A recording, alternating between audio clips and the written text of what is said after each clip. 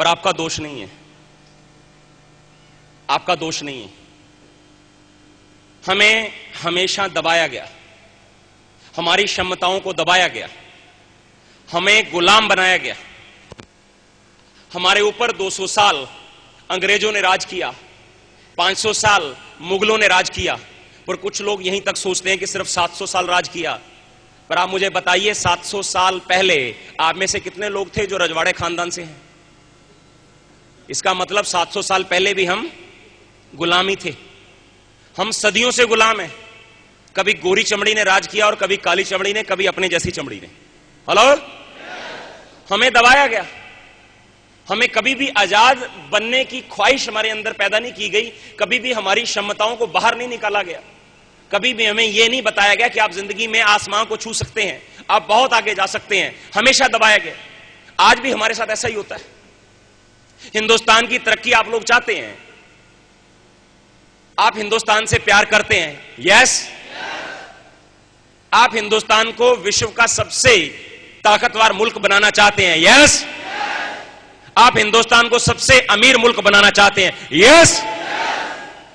कैसे?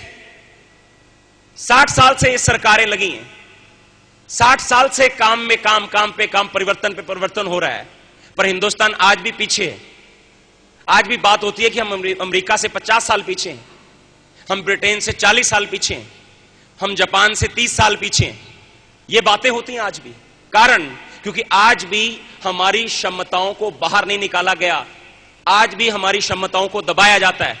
हमें सस्ते रेट पे राशन दिया जाता है, हमें सब्सिडी दी जाती है। सिलेंडर 500-600 रुपए का खरीद के 150-200 रुपए में दिया जाता है, 400 रुपए में दिया जाता है। सस्ते बीज उपलब्ध कराए जाते हैं, सस्ते रेटों पे खाद दी जाती है, सस्ते रेट पे बैंक के कर्ज दिए जाते हैं। फ्रेंड्स, सब्सिडी देके हिंदुस्तान में 60,000 करोड़ का कर्ज माफ कर दिया गया। कर्जे माफ करने से यह देश तरक्की नहीं करेगा, सब्सिडी देने से यह देश तरक्की नहीं करेगा, सस्ते रेटों पे कर्ज देने से इस देश तरक्की नहीं करेगा, राशन के डिपो खोलने से तरक्की नहीं करेगा। यह देश तरक्की करेगा रोजगार से। हमें सबसे बड़ी जरूरत है रोजगार की। हम भी पैसा कमा के इस देश की अर्थव्यवस्था में अपना हाथ बढ़ाना चाहते हैं। हेलो,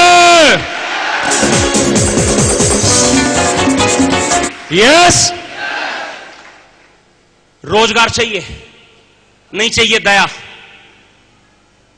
नहीं चाहिए सब्सिडी, नहीं चाहिए सस्ते रेट पे राशन। रोजगार चाहिए, रोजगार। काम चाहिए, काम। बिना काम से ये सोने की चिड़िया देश नहीं बनने वाला। मैं आपसे पूछना चाहता हूं, आप पैसा कमाएंगे, क्या आप उस पैसे के आप पैसा कमाएंगे, उस पैसे से आप एक अच्छा बंगला बना सकते हैं, पर क्या अपने बंगले के सामने बनने वाली सड़क का निर्माण कर सकते हैं? आप अपने पैसे से हवाई जहाज खरीद सकते हैं, पर क्या एयरपोर्ट का निर्माण कर सकते हैं? आप अपने पैसे से 500 किलोमीटर, 300 किलोमीटर की स्पीड से चलने वाली गाड़ी खरीद सकते हैं, पर क्या उन कारों के लिए सड़क का निर्माण किया जा सकता है? नहीं किया जा सकता। कोई समय होता था इंडिविजुअली सक्सेस, एक व्यक्ति की सक्सेस से भारत आगे बढ़ता था। टाटा घराना तरक्की की, टाटा घराना ने हिंदुस्तान की तरक्की हुई। अब ऐसा नहीं होता।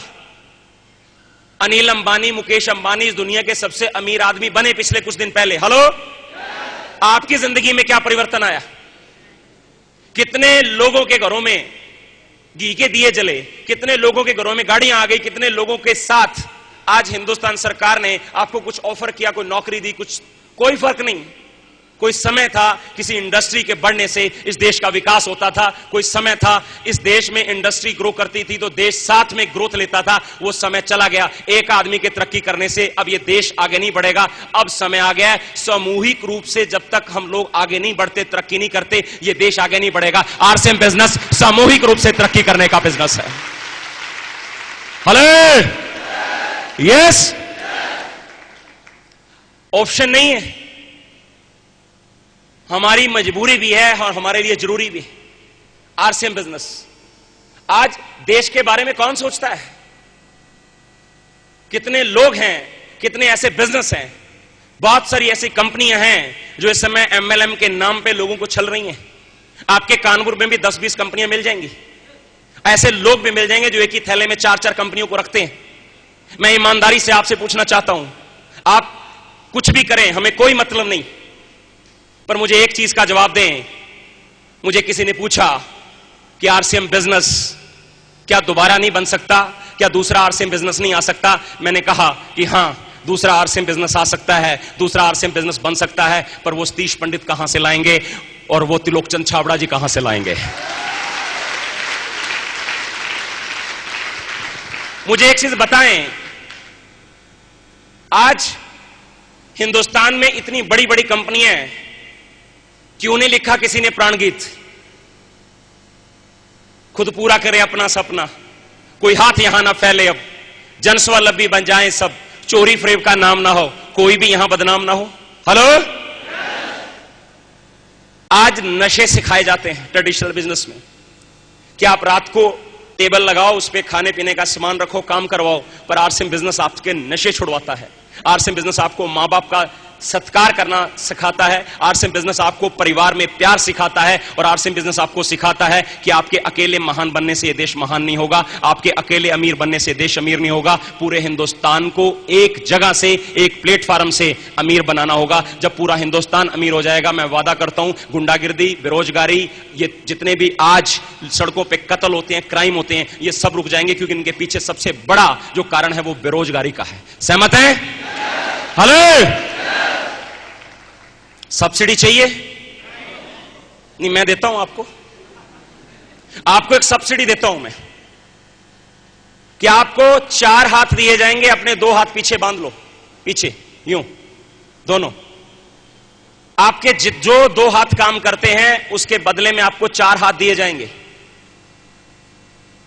2 साल बाद आपसे वो 4 हाथ वापस ले लिए जाएंगे। आपके हाथ आप खोल लो, आपके हाथ कहां तक जाएंगे? हेलो, कहीं भी नहीं। एक सरकार आती है, वो बोलती है बुढ़ापा पेंशन देंगे। हेलो, हम नीचे खड़े होकर ताली बजाते हैं, मजा आ गया। एक सरकार आके बोलते हैं हम सस्ते ऋण उपलब्ध कराएंगे, ये इसको वोट डालो, ये ठीक है। एक आके बोलती है 60,000 करोड़ का कर्ज माफ, हाँ ये बहुत अच्छी है। हेलो, कोई हाथ यहां ना फैले। अब मुझे बताइए कि किस देश के लोग मांग के, हाथ फैला के अपने आप को बड़ा कर पाए? हेलो, ये देश झोली फैलाने से बड़ा नहीं होगा, ये देश काम करने से बड़ा होगा। आरसीएम बिजनेस काम करना सिखाता है।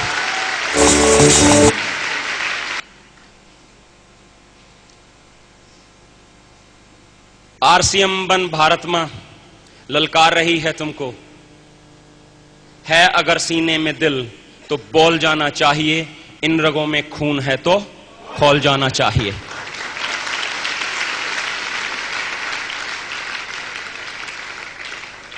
है खून? क्या ये चंद्रशेखर आजाद का भारत है?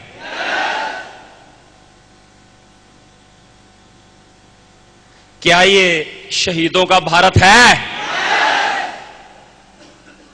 फ्रेंड्स, आरसीएम बिजनेस में आपको बहुत बड़ी उपलब्धि हासिल होगी, पर अपलाइन के काम करने से नहीं, स्वयं के काम करने से। कुछ लोगों को यहां भी सब्सिडी चाहिए कि मेरी 1 लाख अपलाइन चला के देगी। नहीं, ले लो सब्सिडी, नहीं, एक हाथ बांध लो पीछे, हम दे देते हैं आपकी 1 लाख चला के। हेलो फ्रेंड्स, जितने लोग अपनी अपलाइन से मदद मांगते हैं, जितने लोग अपने अपलाइन को बोलते हैं कि मुझे 1 लाइन चला के दे दो, मुझे ये कर दो, मेरी अपलाइन ये कर दे तो मैं ये कर दूंगा, सॉरी, वो कहीं नहीं पहुंच पाएंगे। शहीद भगत सिंह भी ये बोल सकते थे, हेलो, कि हमें ये सुख सुविधाएं दे दो तो हम देश को आजाद करा देंगे। पता है 16 दिन बर्फ की सिल्लियों पे लिटाया गया, पता है, पर रगों में खून था, उसकी गर्मी बर्फ को पिघला देती थी, और वो एक ही चीज बोलते थे, मेरा रंग दे बसंती चोला, माई नहीं मेरा रंग दे बसंती चोला। आज वैसे ही भारत को निर्माण के लिए दोबारा से जरूरत है, पर आपकी जान की जरूरत नहीं है, आपके ईमान की जरूरत है, आपकी सच्चाई की जरूरत है। आप अगले 5 साल अगर आरसीएम को दे पाए, सिर्फ 5 साल अगर आप आरसीएम को दे पाए, मैं वादा करता हूं आपके मां बाप का हर सपना पूरा होगा। एक दिन वो गर्व से कहेंगे कि जो सपना हमने अपने बच्चे को अपनी गोद में खिलाते हुए देखा था वो आज पूरा हो गया है। चाहते हैं इश्क मांगे कदम कदम कुर्बानियां, कुछ देर को कुछ लज्जते कुर्बान कर। एक काम कर, हो सके तो काम कर, राह में उसकी अगर है मुश्किलें तो तेज चल, जाके वहीं आराम कर। नहीं हो